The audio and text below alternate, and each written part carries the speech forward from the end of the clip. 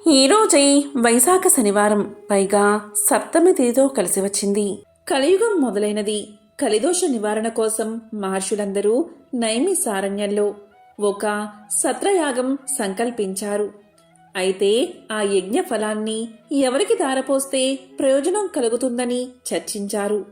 వారిలో భృగు మహర్షి యజ్ఞ ఫలానికి త్రిమూర్తులైన బ్రహ్మ విష్ణు శంకరులలో ఎవరు తగినవారో నేను పరీక్షించి వస్తా అన్నాడు.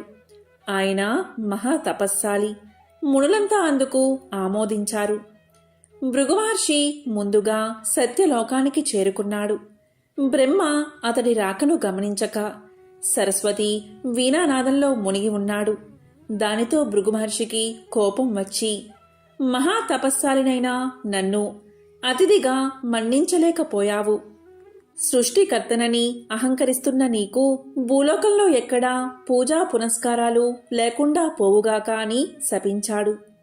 తరువాత భృగువు కైలాసానికి చేరుకున్నాడు. అక్కడ పరమేశ్వరుడు పార్వతితో ఆనందనాట్యం చేస్తూ భృగువు రాకను గమనించలేదు. దానితో భృగు మహర్షి కోపంతో, శంకరా, నీవు నాట్య విలాసాలలో మునిగి మహా తపస్సాలని అతిథిని అయిన నన్ను నిర్లక్ష్యం చేశావు కాబట్టి భూలోకంలో నీకు లింగ రూపంలోనే కాని నిజ రూపంలో ఆరాధన జరగకుండా ఉండుగాక అని శపించాడు. ఆ తరువాత భృగు మహర్షి వైకుంఠానికి చేరుకున్నాడు. ఆ సమయంలో మాధవుడు పాన్పు మీద పడుకుని తనకు పాదసేవ చేస్తున్న లక్ష్మీదేవితో సరస సలాపాలు ఆడుతున్నాడు.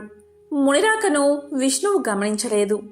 అప్పుడు భృగువు వెళ్ళి, అతిథిగా వచ్చిన నన్ను అవమానిస్తావా అంటూ విష్ణుమూర్తి గుండెల మీద ఒక్క తన్ను తన్నాడు. ఒక్కసారిగా లోకాలన్నీ కంపించాయి. అయినా శ్రీ మహావిష్ణువు రవ్వంత కూడా ఆగ్రహించక పరమ శాంత స్వభావంతో లేచి మునికి నమస్కారం చేసి ఇలా పలికాడు, మునీంద్ర, మీ రాకచేత వైకుంఠం పావనమైనది. మీ రాకను గమనించని నా అవినయాన్ని మన్నించండి అంటూ భృగు మహర్షికి పాదాలు ఒత్తాడు. భృగు మహర్షికి గర్వభంగమైనది. దీంతో భృగువు విష్ణుమూర్తికి నమస్కారం చేసి, ఓ దేవదేవా, మీ వంటి సత్వగుణ సంపన్నులు 14 లోకాల్లోనూ ఎవరూ లేరు. నా అహంకారాన్ని మన్నించండి. మీరే లోక సంరక్షణకు తగినవారు. కాబట్టి భూలోకంలో కలి ప్రభావాన్ని నశింపచేసి ధర్మ సంరక్షణ చేసి ప్రజల కష్టాలను తీర్చడానికి తప్పకుండా అవతరించాలి అని ప్రార్థించి తిరిగి భూలోకానికి వచ్చి ముళ్లతో ఇలా చెప్పాడు భృగు మహర్షి. ఓ మునులారా, శ్రద్ధగా వినండి. త్రిమూర్తులలో పరమ శాంతమూర్తి శ్రీమన్నారాయణుడే. అతడే యజ్ఞఫలానికి అర్హుడు అని తేల్చి చెప్పాడు. అప్పుడు మునులందరూ సత్రయాగాన్ని చేసి ఆ ఫలాన్ని యజ్ఞపురుషుడైన మహావిష్ణువుకే దారపోశారు. అక్కడ వైకుంఠంలో లక్ష్మీదేవికి కోపం వచ్చింది. ఎందుకంటే శ్రీహరి వక్షస్థలమే తన నివాసం. ఆ నివాసాన్ని ఒక ముని కాలితో తన్నాడు.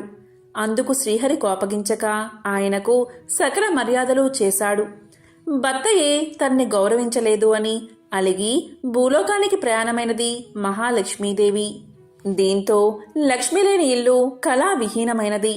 ఆమెను వెతికి తెచ్చుకోవడానికి భూలోకానికి పయనమయ్యాడు విష్ణువు.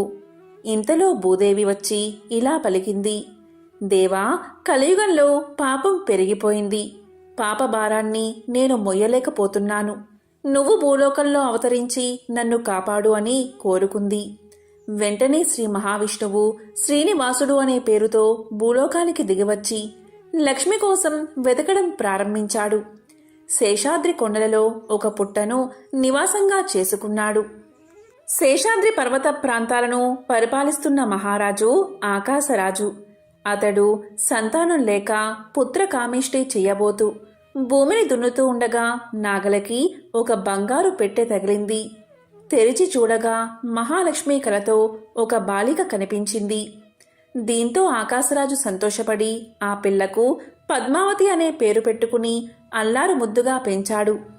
యుక్త వయసుకు వచ్చిన పద్మావతి ఒకసారి శ్రీనివాసుణ్ణి చూసి మోహించింది. తల్లిదండ్రులకు ఆ విషయాన్ని చెప్పింది. ఆకాశరాజు వచ్చి చూసి శ్రీనివాసుడి తేజో విశేషాలకు ఆశ్చర్యపడి అతడే శ్రీ మహావిష్ణువు అని భావించి పద్మావతిని ఇచ్చి వివాహం చేశాడు. ఆకాశరాజు తరువాత అతని తమ్ముడు తొండమానుడు రాజయ్యాడు.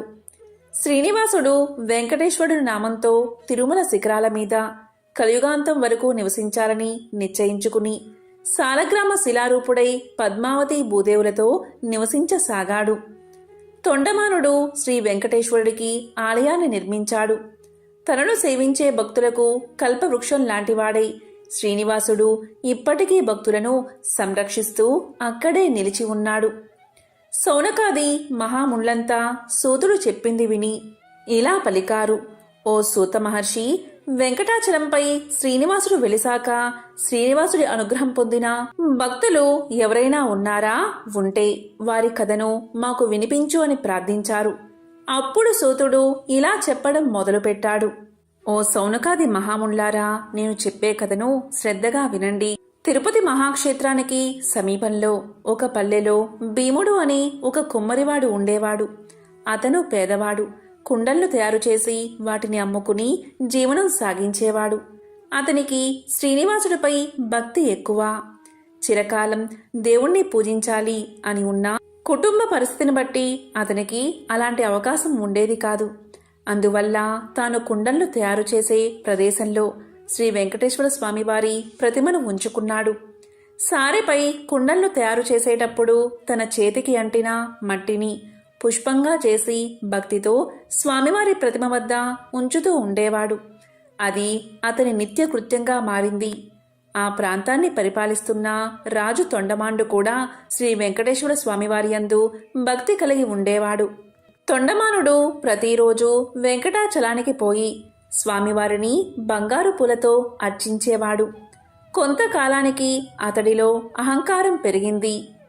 అతను పూజ చేయడానికి ఉద్యుక్తుడు అవుతూ ఉండగా తాను నిన్న పూజించిన బంగారు పూల స్థానంలో మట్టి పూలు స్వామివారి దగ్గర కనిపించాయి. కారణం అతనికి అర్థం కాలేదు. అర్చకులు తానుంచిన బంగారు పూలను అపహరించి మట్టి పూలు ఉంచుతున్నారని అనుమానించాడు. తన భటులను కాపలాగా ఉంచాడు. రాజు ఎన్ని విధాలుగా ప్రయత్నం చేసినా బంగారు పూల స్థానంలో మట్టి పువ్వులే స్వామివారి దగ్గర ఉండేవి. దీంతో మహారాజుకు మానసిక వ్యధ పెరిగింది.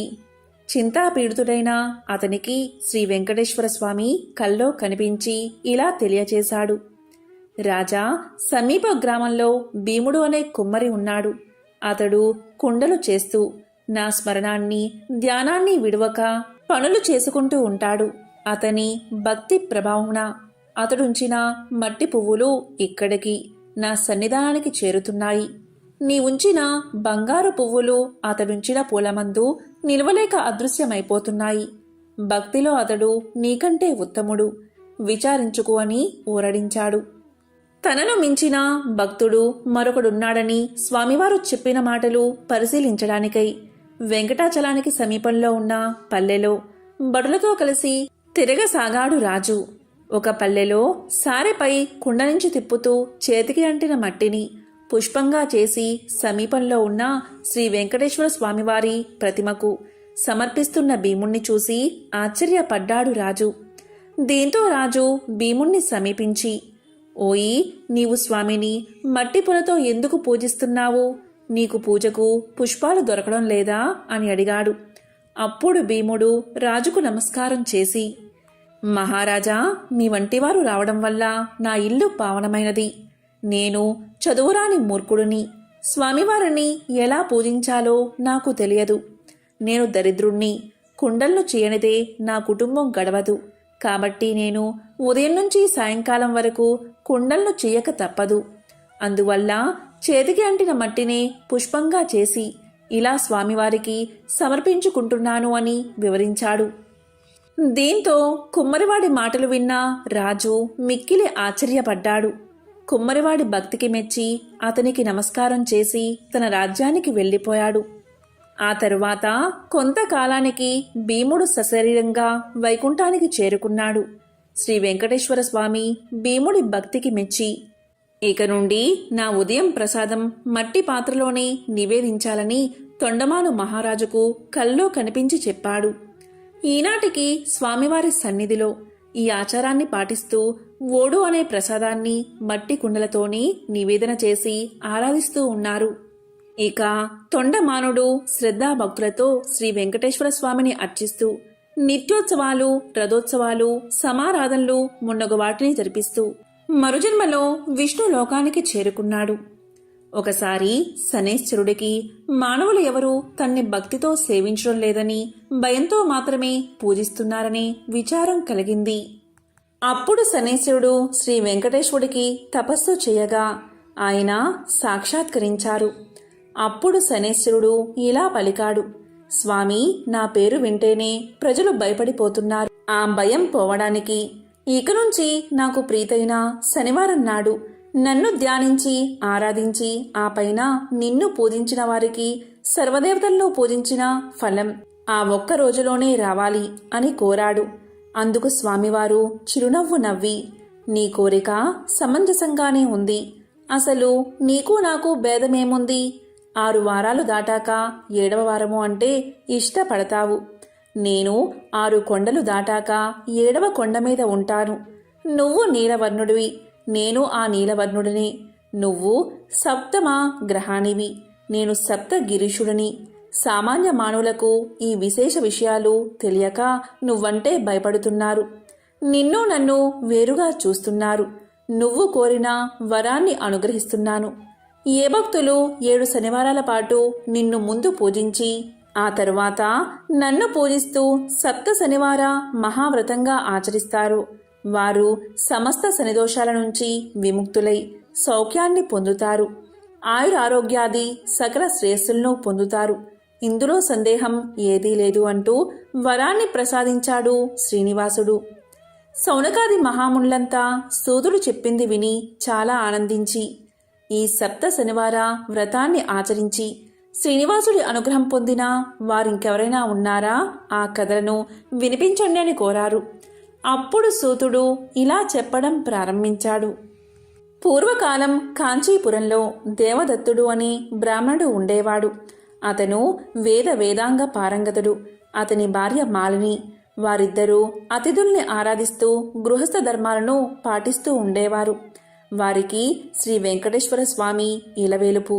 ఒకనాడు వారింటికి కాశీయాత్ర చేసి వచ్చిన ఒక బ్రాహ్మణోత్తముడు వచ్చాడు. ఆ దేవదత్త దంపతులు ఆయన్ని సాక్షాత్తు వెంకటేశ్వర స్వామిగా భావించి అతిథి మర్యాదలు చేశారు. భోజనం తర్వాత ఆ బ్రాహ్మణుడు వారి జాతకాలు పరిశీలించి ఇలా పలికాడు. జాతకం ప్రకారంగా దేవదత్తుడికి శనిదోషం వల్ల అపమృత్యువు కలిగే సూచనలు కనబడుతున్నాయి. ఆ అపమృత్యు దోష పరిహారం కోసం సప్త శనివార వ్రతం చేసి అటు శనేశ్వరుణ్ణి ఇటు శ్రీ వెంకటేశ్వర స్వామిని భక్తిగా ఆరాధించవలసిందని చెప్పాడు బ్రాహ్మణుడు. ఇంకా ఇలా పలికాడు. అమ్మా, నీవు శ్రద్ధ వహించి నీ భర్తను కూడా సప్త శనివార వ్రతం చేయడానికి ప్రోత్సహించి నీ సౌభాగ్యాన్ని నిలుపుకోవాలి సుమా అని హెచ్చరించాడు. సప్త శనివార వ్రత విధానాన్ని బోధించాడు.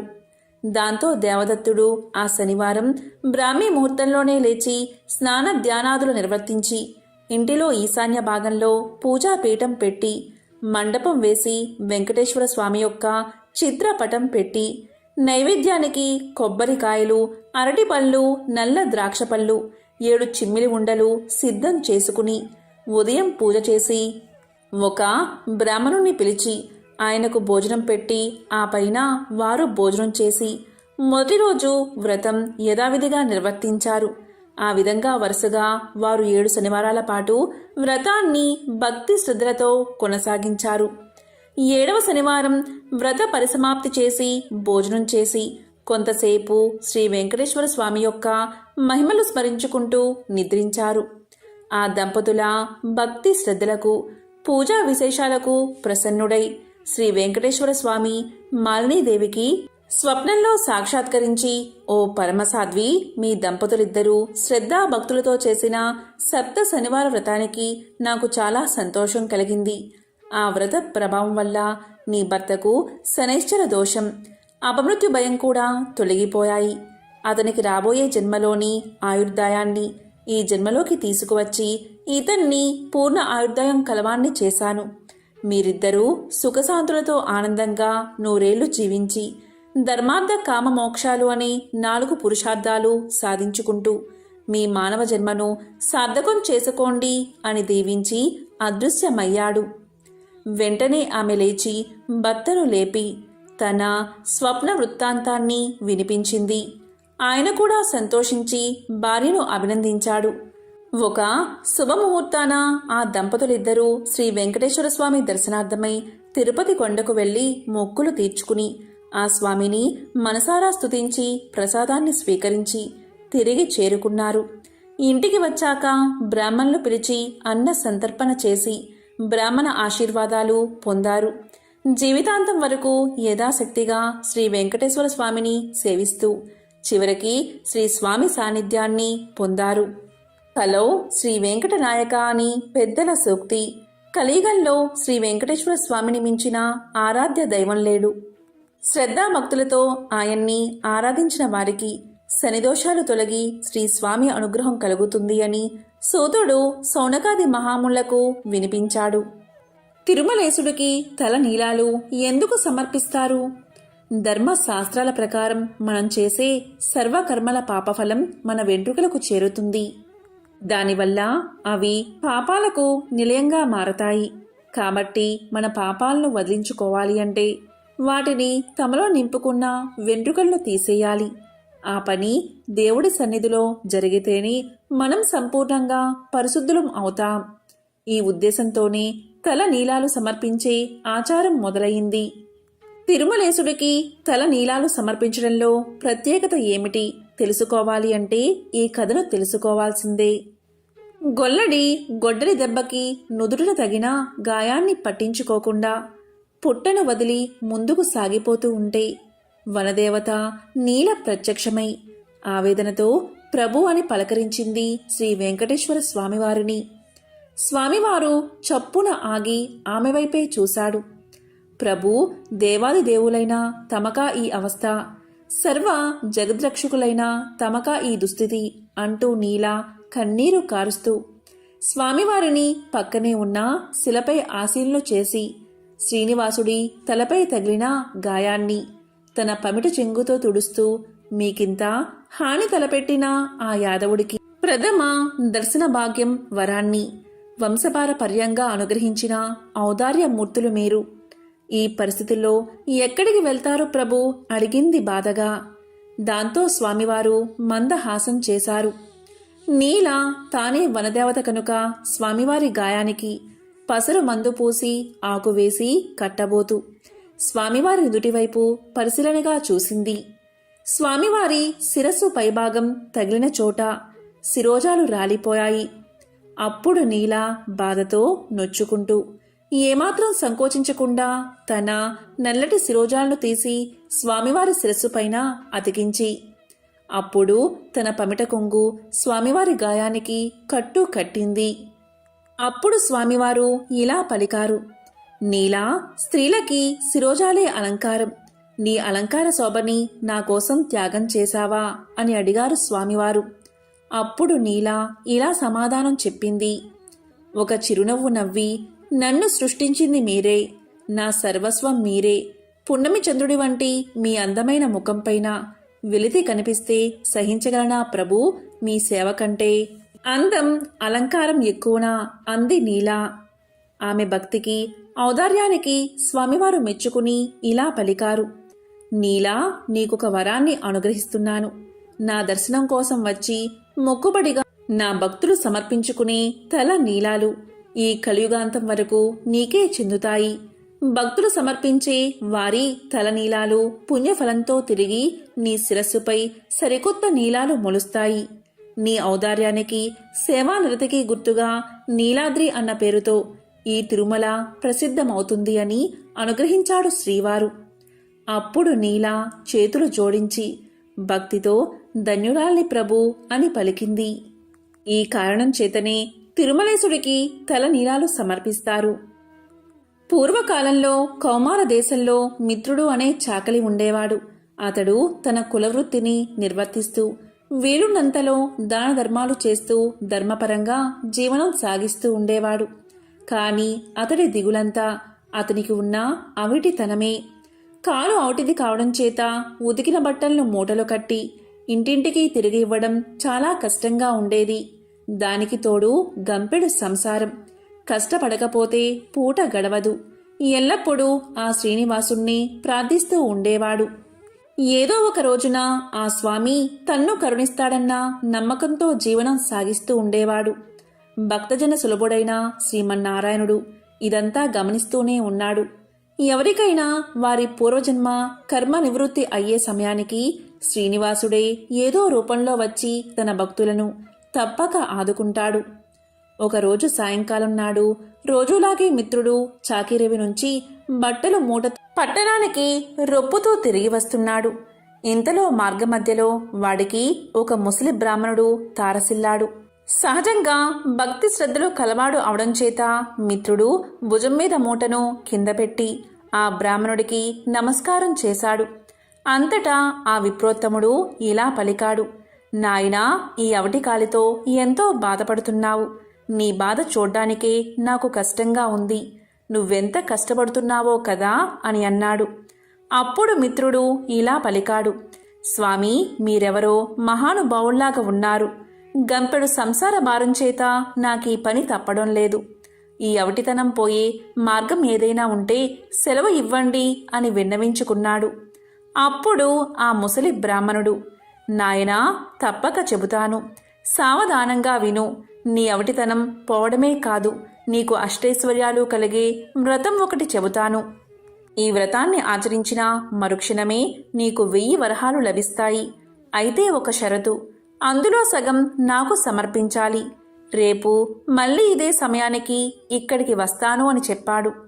అప్పుడు మిత్రుడు ఇలా పలికాడు: స్వామి, ఇంతకు మించిన మహాభాగ్యం నాకు ఏముంటుంది?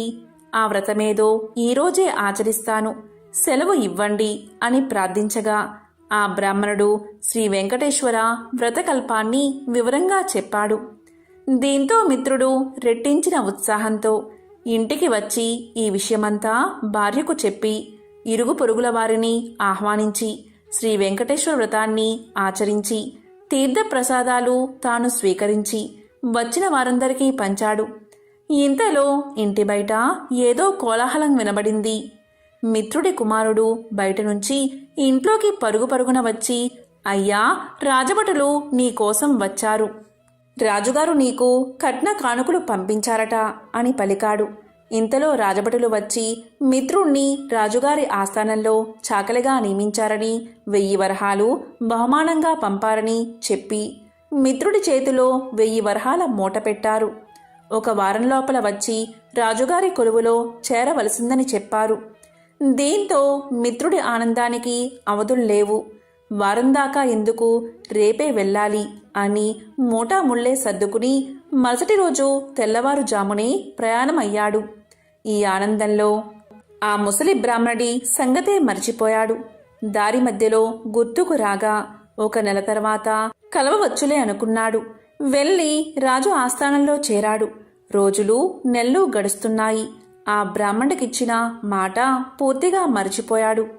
అంతే, బ్రాహ్మణ రూపంలో వచ్చిన ఆ స్వామివారికి కోపం వచ్చేసింది.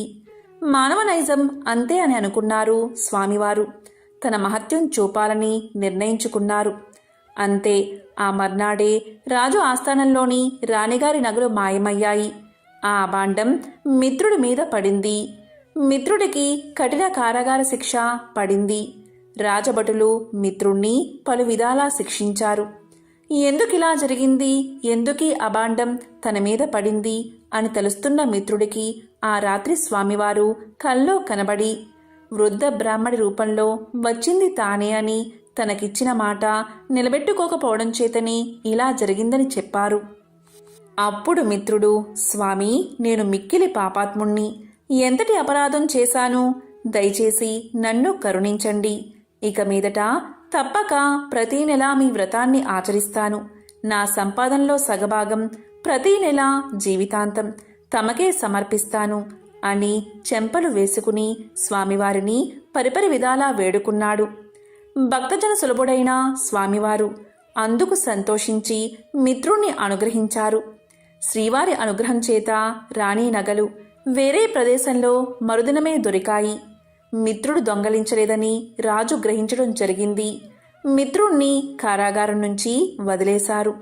అప్పటినుంచి మిత్రుడు స్వామివారికిచ్చిన మాట ప్రకారం ప్రతి నెల శ్రీ వెంకటేశ్వర వ్రతాన్ని ఆచరిస్తూ తన సంపాదనలో సగభాగం స్వామివారికే సమర్పిస్తూ కలకాలం సుఖంగా జీవించి చివరన ముక్తిని పొందాడు అని అత్రి మహర్షుల వారు తెలియచేశారు. ఓం నమో నారాయణాయ.